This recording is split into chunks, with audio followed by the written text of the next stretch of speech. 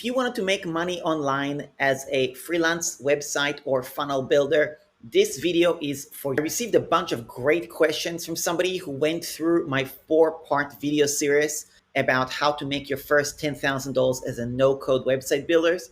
And these 3 questions are really relevant if you want to get your first customer and how to do that. So I want to answer these questions because it's going to give you some clarity on how to get your first client and make your first dollars as a freelance website slash funnel. Question number 1, when you offer to build the first few websites for free, do you make it a precondition for people to sign up for System.io through your affiliate link?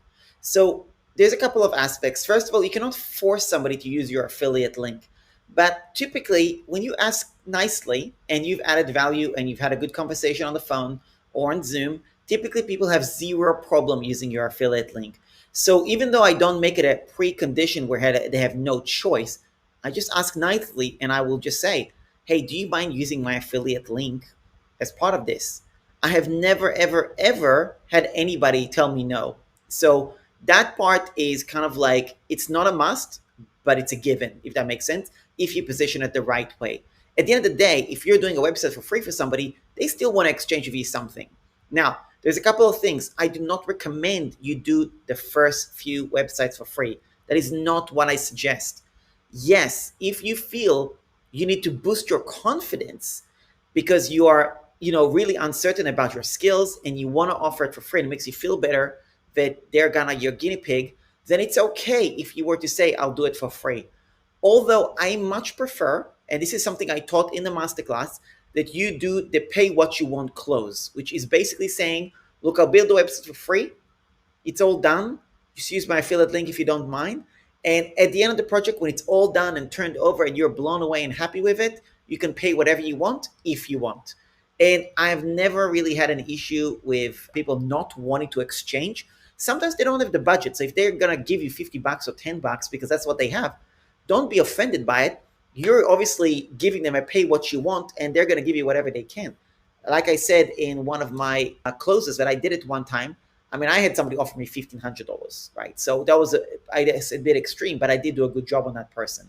So that's the point about I force them to use my affiliate link? Not really, but it's kind of a given.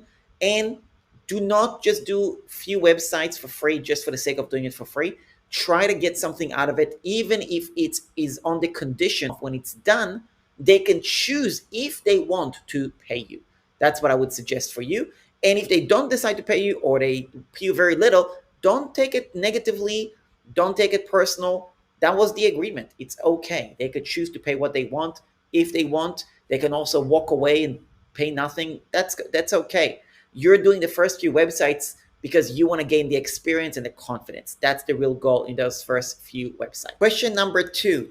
Does your client create an assistant account for you on his System.io to build a site for them? Or do you build the site on your own account and then let the client import it? So typically when I do done with you, I obviously sharing my screen and showing them me building it. So what I typically do is at the beginning of the call, I have them share their screen and I walk them through the domain integration, the email setup, the PayPal, the Stripe, because I do not want to have access to those things. I want them to keep access. I don't want to get access to their Stripe account. I want them to do all those integrations on their own, but I tell them where to click. Now, I don't do that anymore. I have a team that does that, but when I used to do it, that's how I did it. I did occasionally also get access, not to Stripe, not to the payment, but I did get access to the domain. But honestly, I think that most people are more comfortable not giving their passwords. And honestly, I prefer not to have it anyway. So I would prefer you just tell them in the beginning to share their screen. You do all those integrations with them. When it's done, then they will give you access as a workspace member, and then you will bill it on their account directly. That's a better way to do it. So that's how I currently do it. I feel that's a better way to do it.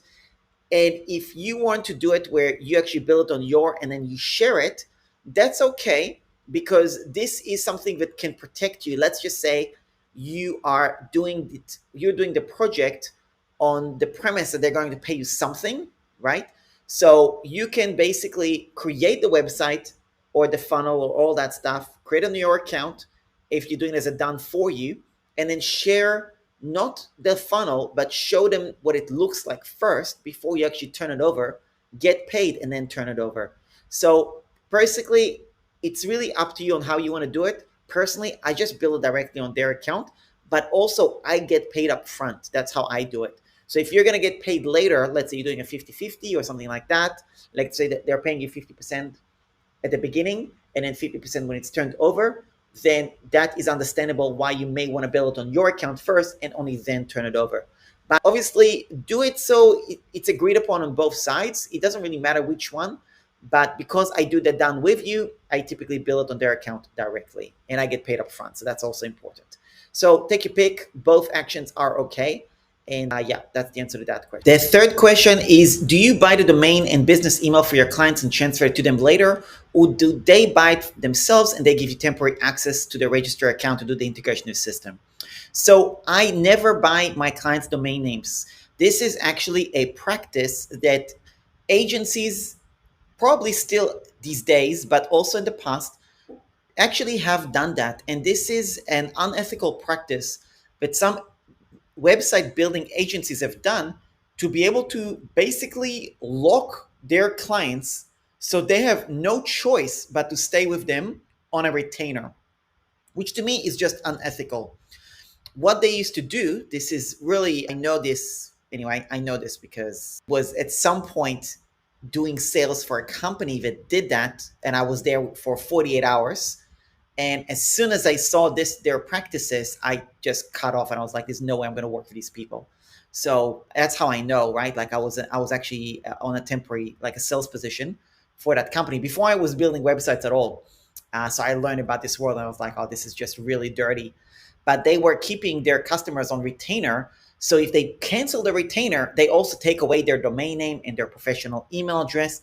They basically cut out their entire business and communication channel with their clients unless they stay on a retainer. So anyway, definitely do not buy their domain name. Do not buy their business email. Have them buy it themselves. Give them your own affiliate link if you can. In my case, aran.link/Namecheap. And then when you are actually connecting it with them to system, I recommend you just do it on Zoom with them and tell them where to click. It's going to be much better. The client is going to feel safer that way. They don't have to give you access to anything. And you just have them share your screen and share their screen and show you what everything looks like. And you can tell where to click and how to copy and paste and stuff like that. It might appear like it's a bit slower, but you'll actually build a lot of trust by doing it that way. So that's my recommendation. That's what I do with my team.